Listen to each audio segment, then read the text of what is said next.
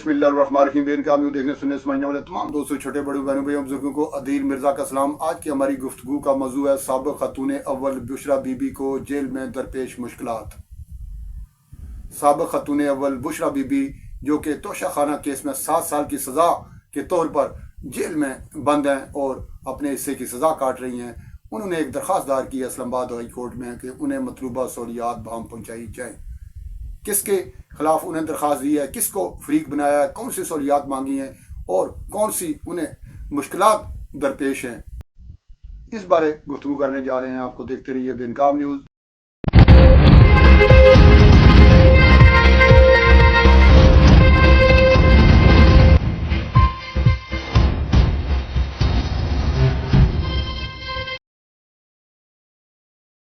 बानी पाकिस्तान तहरीके इंसाफ इमरान खान की अहलिया और साबिक़ खातून अव्वल बुशरा बीबी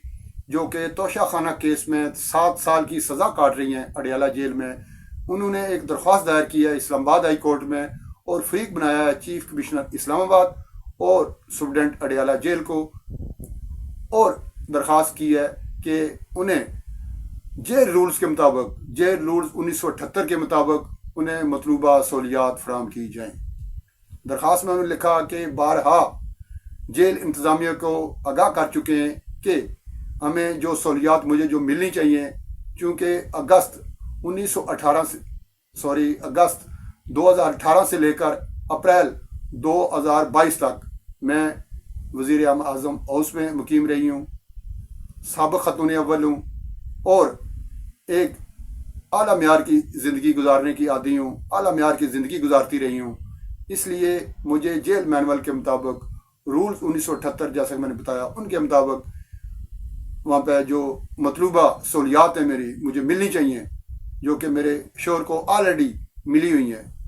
क्योंकि वो भी साबिक़ वज़ीर आज़म हैं, वो भी 2 केसों में सज़ा काट रहे हैं, तो वो मुझे सहूलियात नहीं दी जा रही। यहाँ पे अगर दरख्वास्त को लेकर अंदाज़ा लगाएं कि इस वक्त साबिक़ खातून अव्वल बुशरा बीबी जेल में किस हाल में, तो मेरा ख्याल है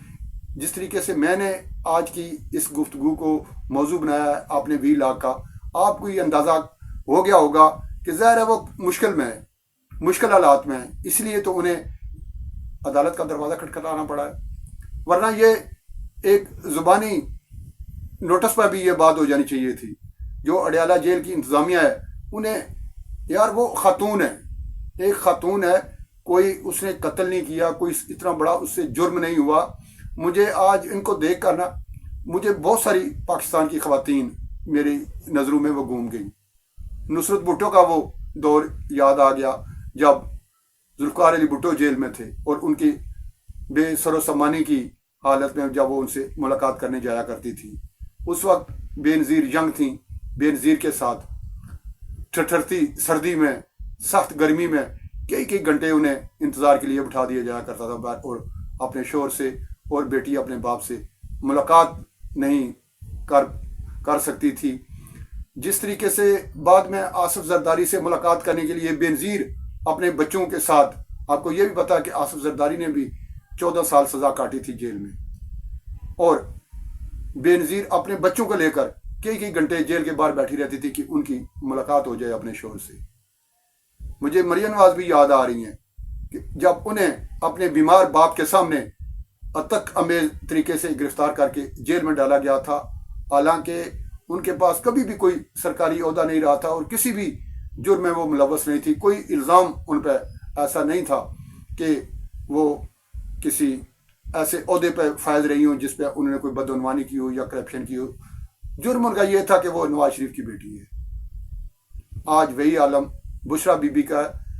दुनिया जानती है कि वो एक बापर्दा घरेलू खातून है, और जुर्म जो उस पर फर्द जुर्म आयद हुई थी, जो इल्ज़ाम उस पर आयद हुआ था, जिसमें उन्हें सज़ा हुई है, ठीक है, ये अदालती मामला है, हम कोई बात करेंगे तो इन्हें अदालत हो जाएगी। आपको पता ही है कि पाकिस्तान में जब मौलवियों के ख़िलाफ़ कोई बात करो तो फतवा लग जाता है, जब अदालत के ख़िलाफ़ कोई बात करो तो इन्हें अदालत लग जाती है, अगर अदारों के ख़िलाफ़ कोई बात करो तो आप गद्दार करार पाते हैं। तो इंतहाई आजिज़ी के साथ سزا آپ نے دے دی ہے، سزا وہ کاٹ رہی ہیں۔ بشرا بی بی کا یہ ریکارڈ رہا ہے کہ جب بھی پولیس انہیں گرفتار کرنے پہنچی ہے، وہ پہلے انہوں نے ویلکم کیا پولیس کو، اور گرفتاری کے لیے وہ خود ساتھ چل پڑی، کبھی بھی انہوں نے کوئی مزاحمت نہیں کی۔ جب بھی پیشی کسی نے بلایا وہ پیشی پہ پہنچ گئی۔ آج تک کوئی ایک بیان بھی، کوئی آج تک ایک خبر بھی کسی اخبار میں، کسی میڈیا پہ میں نے نہیں دیکھی کہ انہوں نے کسی ایسی کوئی بات کی ہوئی ہو جس سے کسی کی دل آزاری ہوئی ہو، یا انہوں نے سیاسی پوائنٹ سکورنگ کی ہو، یا اپنی سیاست چمکانے کے لیے، اپنے شور کو بچانے کے لیے، ماں سوائے 24 نومبر کے 1 مارچ کے، جس میں جب انہوں نے دیکھا کہ کوئی نکل ہی نہیں رہا، وہ لوگ جو اپنا عمران خان کے لیے اپنا خون دینے کے لیے تیار تھے،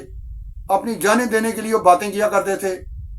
جب ضرورت آج پڑی عمران خان کو تو مارچ کے لیے کوئی باہر نکلا ہی نہیں، ماں سوائے چند پشتون لوگ جو آئے تھے کے پی سے،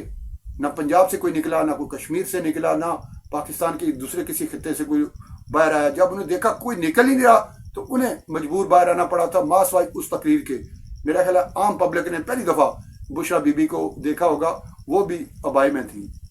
تب بھی وہ با پردہ تھیں۔ تو ایسی گھریلو با پردہ خاتون کے ساتھ ایسا سلوک جب میں نے یہ دیکھا، یہ میری نظر سے یہ درخواست گزری، تو میں نے تہیہ کیا کہ آج میں اپنے جو سبسکرائبر ہیں، میرے جو سننے والے ہیں، گو کہ وہ محدود ہیں، لاکھوں کروڑوں میں نہیں ہیں، جتنے بھی ہیں ان تک آواز تو پہنچاؤں، اپنا فریضہ تو سر انجام دوں، اور شاید کہ تیرے دل میں اتر جائے میری بات۔ موجودہ جو حکمران ہیں، جو دعویٰ کرتے ہیں کہ وہ خدا ترس ہیں، وہ خواتین کا بہت احترام کرتے ہیں، بچوں کا بہت احترام کرتے ہیں، خاص کر جن کو میں مخاطب کر رہا ہوں وہ وزیر اعظم پاکستان شہباز شریف اور ان کی بھتیجی جو کہ وزیر اعلیٰ ہیں پنجاب کی۔ چونکہ اڈیالہ جیل پنجاب میں آتی ہے تو مریم نواز کا نام بھی لینا میں نے اس لیے ضروری سمجھا کہ ان کے ساتھ خود بھی اس قسم کا سلوک ہو چکا ہوا ہے، وہ میری بات کو سمجھیں گی، اور بشرا بی بی کو جو سہولیات میسر ہونی چاہیے اڈیالہ جیل میں، وہ انہیں پہنچانے میں اپنا کردار ضرور ادا کریں گی۔